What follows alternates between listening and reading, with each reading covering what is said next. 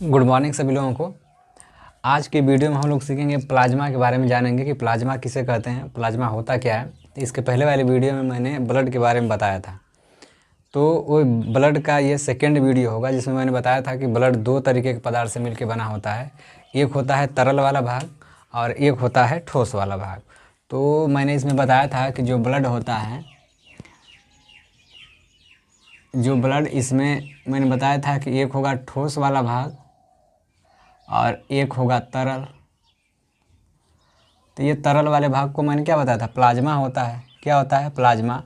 और प्लाज्मा मैंने बताया था कितना होता है, तो यहाँ पर मैंने बताया था कि 55 से 60% होता है। कितना होता है? 60%। ठीक है। तो रुधिर के अंदर जो ब्लड का अमाउंट होता है वो कितना होता है? 55 से 60। तो इसके बारे में हम आज प्लाज्मा के बारे में डिटेल्स में चर्चा करेंगे कि प्लाज्मा होता क्या है। तो सबसे पहले हम लोग देखेंगे जो प्लाज्मा होता है, ये प्लाज्मा रुधिर के अंदर जो पीले रंग का पदार्थ होता है उसी को हम लोग प्लाज्मा बोलते हैं। यानी जो तरल वाला भाग होगा उसका कलर कैसा होता है? येलो रंग का होता है। आप कह सकते हैं प्लाज्मा पीले रंग का होता है। और ये प्लाज्मा किस प्रकृति का होता है? तो एल्कैलिन नेचर का मतलब होता है भाई ये क्षारी होता है। कैसा होता है? ये क्षारी पदार्थ होता है। इसके बाद ब्लड के अंदर इसका परसेंटेज कितना होता है? तो देखिए मैंने यहाँ पे लिखा है 55 से 60, तो वही मैंने यहाँ पर भी लिखा है कि ब्लड के अंदर प्लाज्मा का कितना परसेंट भाग होता है, तो बताएंगे 55 से 56% भाग होता है। इसके बाद हेल्दी पर्सन 3.5 लीटर। अगर पूछा जाए कि एक स्वस्थ मनुष्य के शरीर में कितना ब्लड होता है, तो बताएंगे भाई 4 से 5 लीटर, या कहीं कहीं 5 से 6 लीटर दिया रहता है। तो उस लीटर में अगर यह 55 से 60% होता है, कौन? प्लाज्मा। तो प्लाज्मा लीटर में कितना होगा? तो वही मैंने लिखा है कि एक स्वस्थ मनुष्य के शरीर में जो ब्लड होता है उस ब्लड के अंदर 3.5 लीटर प्लाज्मा होता है। क्या होता है? 3.5 लीटर प्लाज्मा होता है। इसके बाद देखिए मैंने लिखा है टोटल वेट। तो पूरे मैं कह दूं बॉडी का जो वेट होता है उस पूरे वेट में कितना परसेंट प्लाज्मा का हिस्सेदारी होता है? तो 5% होता है। कितना होता है? 5% होता है। ठीक है। जैसे मैं कह दूं कि अगर वह जो कोई व्यक्ति है तो उसके अंदर जो ब्लड है ये कितना होता है? तो 8% होता है। कितना होता है? 8%। तो इसके बाद इस 8% में मैं कह दूं कि प्लाज्मा कितना परसेंट होगा? क्या होगा? जो प्लाज्मा, तो कहेंगे ये होगा 5%। कितना होगा? 5% होगा। बात समझ में आ रही है? जैसे मैं कह दूं कि एक व्यक्ति है जो कितने 40 किलो का है और उसमें प्लाज्मा का अमाउंट कितना होगा, तो इस तरीके से आप निकालेंगे। ठीक है। और इसके एक जीरो से एक जीरो कट जाएगा और इसका क्या आ जाएगा? 20/10, यानी 10 दूना 20, यानी कह सकते हैं कि 2% होगा। बात समझ में आ रही है?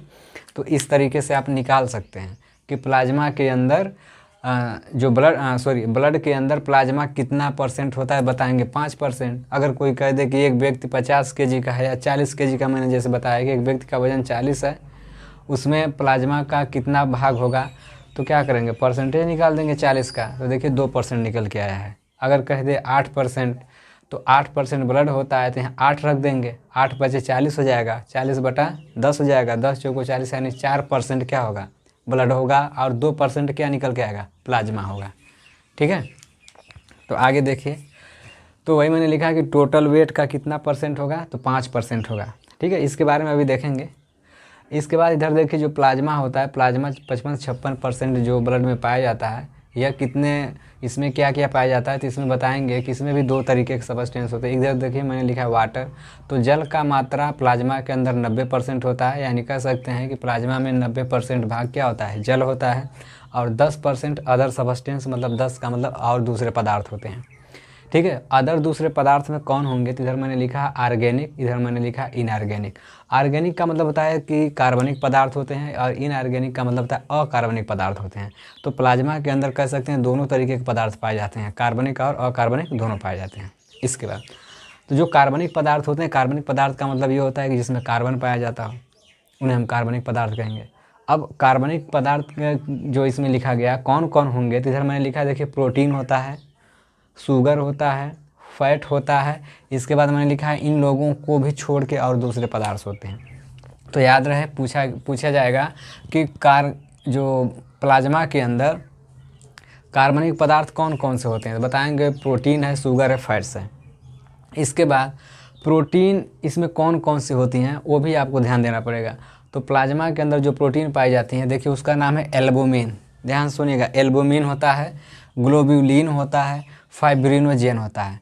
क्या होता है? फाइब्रिनोजेन। इसके बारे में आप जानते होंगे, फाइब्रिनोजेन के बारे में, इसके बारे में क्या जानते होंगे कि जैसे कह दिया जाता है कि अगर किसी व्यक्ति को चोट लग जाती है तो जब उसका ब्लड बहने लगता है तो उस दौरान बॉडी के अंदर कौन सी प्रोटीन, ध्यान सुनिएगा, कौन सी प्रोटीन रक्त को थक्का जमाती है, तो बताएंगे कि फाइब्रिनोजेन और प्रोथ्रम्बिन होता है। एक और होता है प्रोथ्रम्बिन और एक होता है फाइब्रिनोजेन। तो ये दोनों प्रोटीन क्या करते हैं, रक्त को क्लॉट कर देते हैं, थक्का जमा देते हैं, जिससे बॉडी के अंदर से मतलब ज़्यादा ब्लड बाहर ना निकले। ठीक है, बंद कर देते हैं टूटे हुए पार्ट को। आगे मैंने लिखा अदर सबस्टेंस।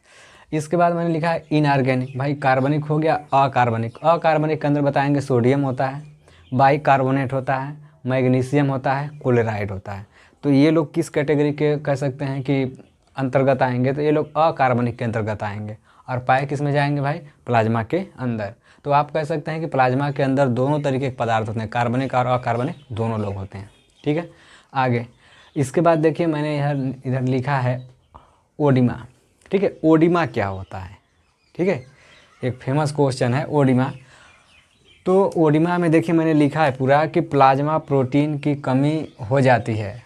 तो प्लाज्मा के अंदर जब एल्बुमिन, ग्लोब्यूलिन और फाइब्रिनोजेन की जिस व्यक्ति को कमी हो जाती है तो उस व्यक्ति में ब्लड से काफ़ी मात्रा में जल निकल जाता है। क्या होता है, उसके बॉडी में जो ब्लड होता है उस ब्लड से काफ़ी मात्रा में जो 90% जल है ये निकल जाता है और पूरे शरीर में सूजन आ जाती है।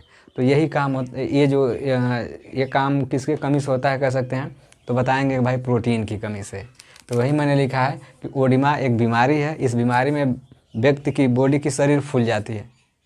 तो क्यों फूल जाती है उसका रीज़न है, तो उसका रीज़न ये है कि जब ब्लड में जो प्लाज्मा होता है उस प्लाज्मा में जब प्रोटीन की कमी हो जाती है तो प्लाज्मा से ज़्यादा मात्रा में जल निकल करके कहाँ पर एकत्रित हो जाता है, तो ये ऊतक में आके भर जाता है। किस में भर जाता है? ऊतक में आके भर जाता है, जिसके कारण बॉडी के सारे ऊतक क्या होते हैं, फूल जाते हैं, जिससे पूरी बॉडी हमारी क्या होती है, फूली हुई दिखाई देती है।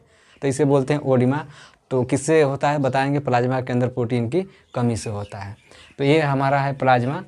ठीक है, इसके बाद हम लोग बात करेंगे कार्पूसेल्स के बारे में, WBC RBC जो भी है। मैंने इसके पहले वाले वीडियो में बताया था आपको कि ब्लड जो होता है 2 कंपोनेंट से मिलकर बना होता है। तो देखिएगा इसको आप लोग। फिर इसके बाद हम लोग चर्चा करेंगे किसके बारे में, कार्पूसेल्स के बारे में। ठीक है, तो इसको आप लोग देखिएगा, नोट वोट बनाते चलिएगा, आपको काफ़ी लाभकारी साबित होगा यह वीडियो। ठीक है, तो आज के वीडियो में इतना ही। बाकी आपको जो कार्पूसेल होगा वो आपको नेक्स्ट वीडियो में मिलेगा। ठीक है, थैंक यू।